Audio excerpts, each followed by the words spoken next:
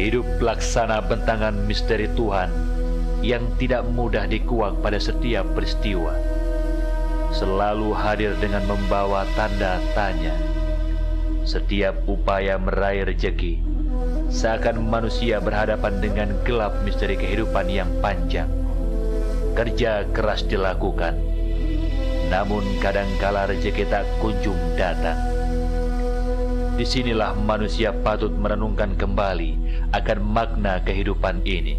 Ketika manusia telah menyimpang dari ketentuan hidup yang telah digariskan Tuhan, hati dan jiwa menjadi gelap. Di tempat yang konon diyakini sebagai tempat keramat inilah, manusia tanpa sadar telah menjerumuskan sejarah hidupnya, meyakini ada kekuatan yang mampu merubah nasib manusia selain kekuatan Allah. Jelas sebuah kemusyrikan. Tentang pesugihan, Bapak percaya? Kalau tentang pesugihan, saya tidak percaya. Karena saya juga belum pernah membuktikan. Menurut cerita yang pasti itu, semua yang ada ke sini, datang ke sini itu sukses dalam usahanya maupun perjalanan hidupnya. Tapi kalau bagi saya pribadi, tidak percaya karena saya itu punya Tuhan. Jadi lebih percaya daripada makam-makam seperti demikian. Mbah Putri itu asli. Ini ceritanya saka Solo. Ini mrene jaman biyen semende ning kene dhek ditakoni arep njaruh. Kuwi ceritane njaruh. Kuwi dek nene asli terus ambruk ceritane terus lara.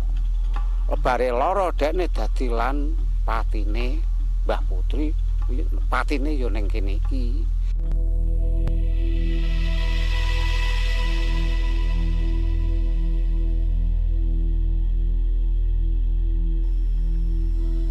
Pemirsa, dari tempat inilah kisah Putri Sobo berawal. Dari sebuah tempat yang letaknya di tengah kesunyian hutan. Disinilah perjanjian gaib untuk sebuah ritual memperoleh kekayaan dilangsungkan. Seperti apa kisah itu terjadi? Benarkah kekayaan akan datang berlimpah? Ikuti kisahnya di balik pesugihan dalam episode Putri Sobo. Gemerlap kota bagai etalase panjang, tempat segala impian orang-orang dipampangkan. Modernisasi seakan menghadirkan kemudahan kehidupan dipahatkan dalam setiap hati. Kemajuan hidup setiap manusia sebagai tanda-tanda yang melekat pada tumpukan harta dan gelimang kekayaan. Kerasnya persaingan hidup melahirkan kecemasan dan ketakutan. Kekayaan begitu susah diwujudkan. Limpahan harta terasa tak mudah diregam setiap orang. Disinilah awal petaka hidup dimulai. Percaya nggak tentang orang-orang yang mencari pesugihan itu? Sebenarnya sih kurang percaya ya. Percaya. Kenapa, Pak? Soalnya itu kan sesuatu tindakan yang putus asa ya, nggak ada bisa dicari jalan keluarnya. Karena di saudara saya juga menjalani, ya, di tangga saya juga ada. Itu sebenarnya bisa aja cari jalan keluar lain, seperti mungkin mencari pekerjaan yang lebih baik. Setidaknya jangan cuman cari jalan pesugihan aja.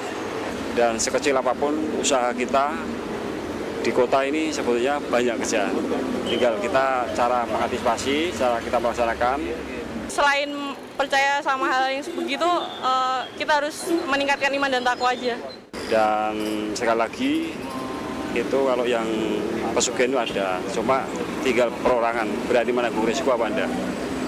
Yang kita pedomin adalah kita hidup, walaupun kecilnya seperti apa, kita harus percaya pada Yang Maha Kuasa.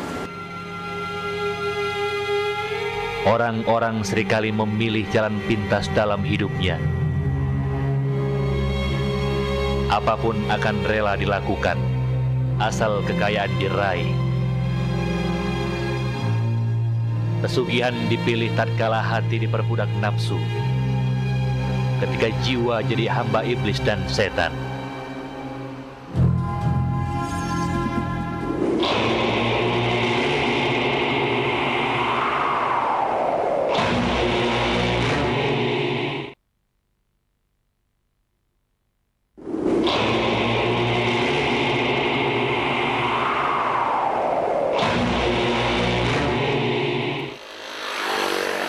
Kehidupan seringkali tidak mudah diduga apa yang akan terjadi. Peristiwa di luar nalar sehat acap kali dialami setiap manusia. Penuh misteri yang tersembunyi dalam setiap relung kehidupan manusia. Adakah ini suatu pertanda atau isyarat yang Tuhan berikan agar manusia merenung dan memahami arti kehidupan yang sejati? Hutan yang menghadirkan kesunyian di dalamnya, konon tersimpan kisah misteri yang tidak mudah setiap orang memberi arti apa yang terjadi. Di hutan inilah, pada malam-malam tertentu, sering terdengar suara tangis perempuan menyayat hati.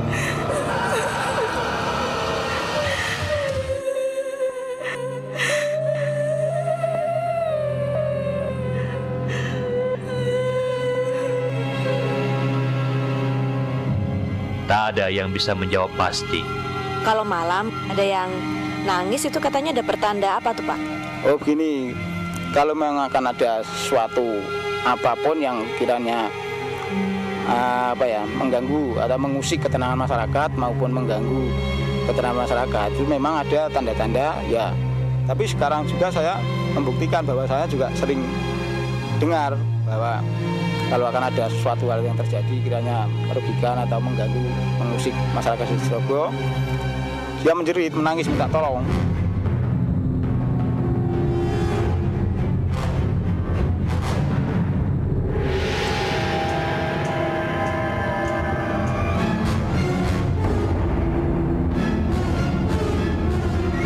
Ritual-ritual desa untuk menghindarkan bencana dan mara bahaya alam sering dilakukan.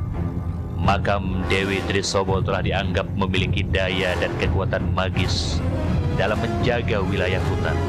Disinilah, di tengah kesunyian hutan yang jauh dari perkampungan, Dewi Trisobo dimakamkan.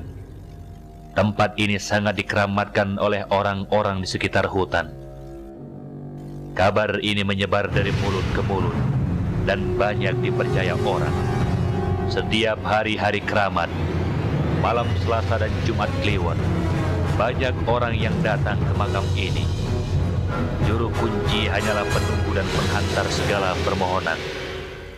Ia hanya penuntun bagi orang-orang yang hidupnya diliputi kegelapan.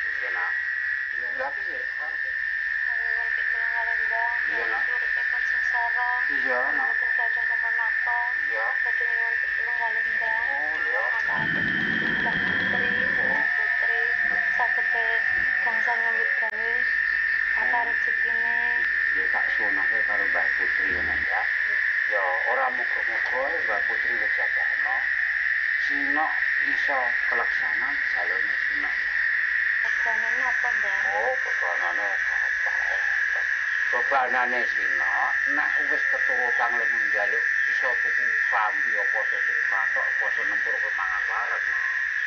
Gandeng kowe ora ana. Engko tak suwunke bae bisa keturusan.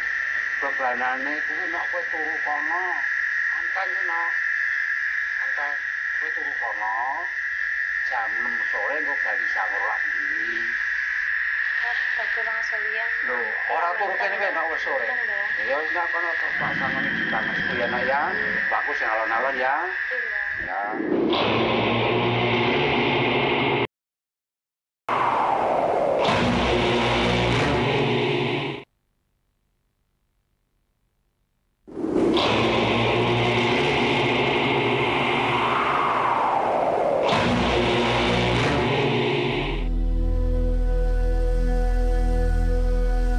Konon Dewi Trisobo adalah putri cantik yang lahir dan besar di tengah kaputren keraton. Tidak banyak menyangka, Di balik paras cantiknya yang mempesona, dalam dirinya tersimpan jiwa perkasa yang berjuang untuk membela rakyat jelata. Di tengah hutan inilah Dewi Trisobo mengasingkan diri dan membangun pertapaan. Hingga akhirnya usia senja dan kematian menjemputnya.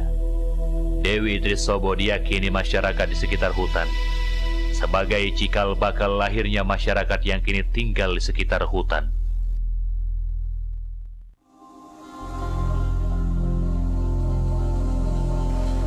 Pemirsa, pesugihan Putri Sobo adalah bentuk perjanjian gelap dengan syarat-syarat yang tidak ringan.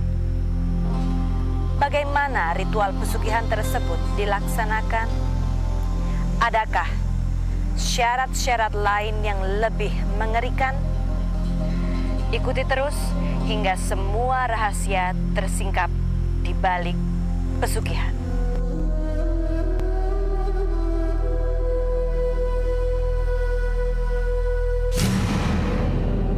Aroma mistis terasa menyentak bulu kuduk saat malam menyempurnakan selubung gelapnya. Kabut mulai membungkus kesunyian jalan menuju makam Dewi Trisobo. Tapi bagi orang yang hatinya dipenuhi ambisi meraih harta, segala rintangan tidak ia hiraukan. Dingin dan angkernya suasana malam bukanlah sebuah aral. Rasa takut ditanggalkan. Hatinya telah dibakar nafsu keserakahan akan limpahan harta dunia.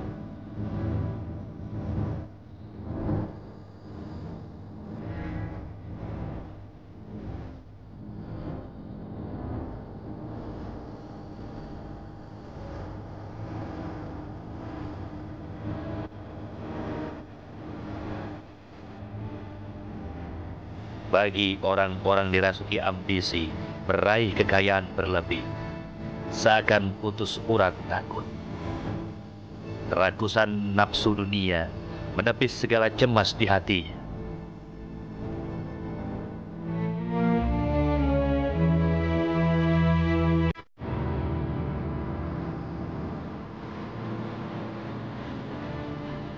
Untuk menyempurnakan ritual, konon seorang pelaku harus memakan salah satu sesaji. Inilah perlambang tumbal yang akan diberikan kepada pesugihan Putri Sobo. Ikrar telah dinyatakan sebagai imbalan harta berlimpah.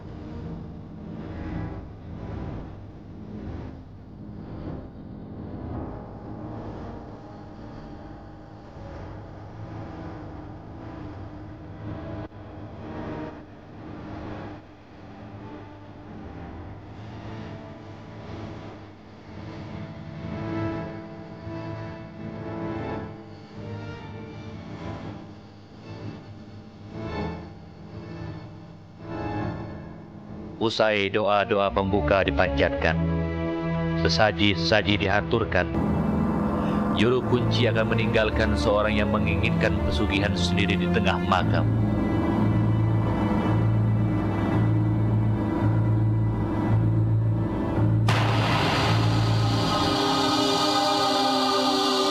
Ikrar yang digelar untuk meraih limpahan harta tak bisa dicabut kembali.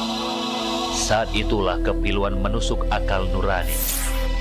Kegamangan mengiris nurani. Namun ambisi meraih limpahan harta berlebih memutuskan lain. Konon, bagi orang yang menghendaki segala keinginan meraih limpahan kekayaan, segera dipenuhi dan terwujud. Seorang yang telah melakukan ritual harus menggelar sesaji di salah satu kamar rumah. Diyakini ritual ini sangat rahasia. Jangan sampai ini diketahui orang lain. Sebagai imbalan harta berlimpah. Tetesan air mata tidak mampu menghalangi nafsu serakah meraih kelimpahan harta dari jalan yang menyimpang.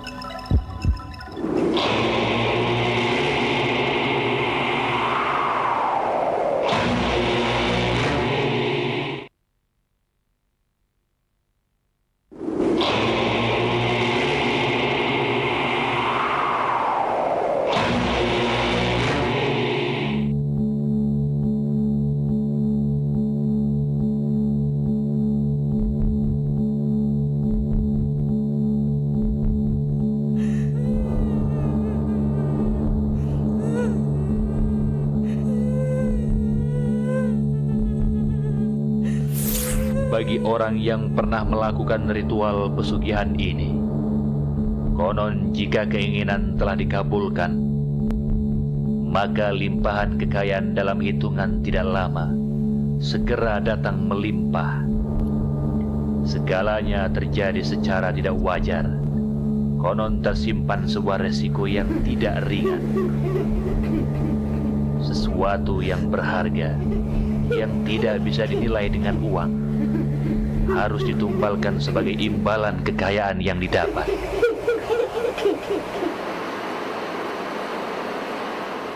Meski harta sudah didapatkan, kemewahan hidup telah dirasakan, pemilik pesugihan Dewi Trisobo tidaklah bisa merasakan ketenangan. Setiap setahun sekali, konon harus memberikan persembahan tumbal nyawa manusia. Ketentraman tidak akan pernah bisa bersemayam di dalam hati orang-orang yang memiliki pesugihan. Apapun alasan yang ada, tak bisa menjadi dalih pembenar untuk mencari harta dari jalan menyimpang. Apalagi jika nyawa manusia harus dikorbankan. Ini jelas tidak bisa dibenarkan. Kegelisahan hidup, kecemasan, ketakutan, rasa bersalah yang adalah bukti bahwa segala yang dilakukan tidak akan pernah mendapat ridha Allah Azza wa Jalla. Saat korban nyawa harus diberikan, karena ikatan janji tak bisa dihindarkan. Di saat itulah, keresahan hidup mulai mencekam hati. Ketakutan kalau aib akan terbongkar. Perasaan itu seakan menjadi hantu yang menakutkan dalam hidupnya. Penyesalan tidak ada lagi gunanya. Inilah akhir buruk hidup seorang yang memiliki pesugihan Trisobo.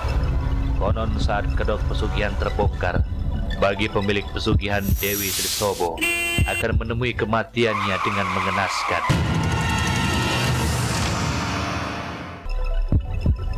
Kenikmatan sesaat yang diperoleh tidaklah sebanding dengan kematian yang harus diterima dengan tragisnya. Bujuk rayu setan jelas-jelas menyesatkan hidup manusia. Ini belum lagi pembalasan yang kelak harus ditanggungnya di hadapan pengadilan Tuhan.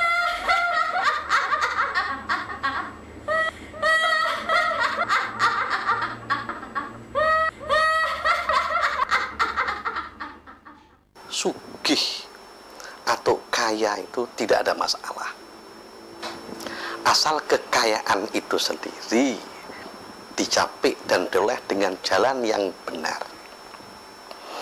Kalau ternyata juga pesugihan atau mencari kekayaan dengan tidak sesuai dengan aturan-aturan yang ada, lebih-lebih kok sudah bicara masalah menjadikan tumbal atau mengambil nyawa seseorang, itulah justru yang diharamkan oleh agama. Sebagaimana dalam Al-Quran, wala taqtulun nafsal lati haramallahu illa bil haqq. Artinya jangan kamu membunuh.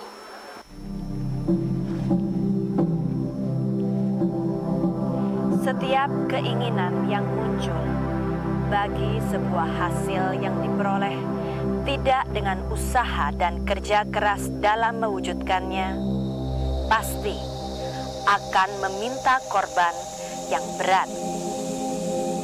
Banyak hal yang dapat kita renungkan dari fenomena yang ada di sekitar kita. Demikian sekelumit kisah manusia yang menempuh jalan pintas untuk memperoleh kekayaan yang berujung dengan penyesalan dan kematian akan dirinya. Pemirsa, kami akan kembali minggu depan dengan kisah-kisah yang tak kalah menarik. Tetaplah bersama kami di Balik Pesugihan.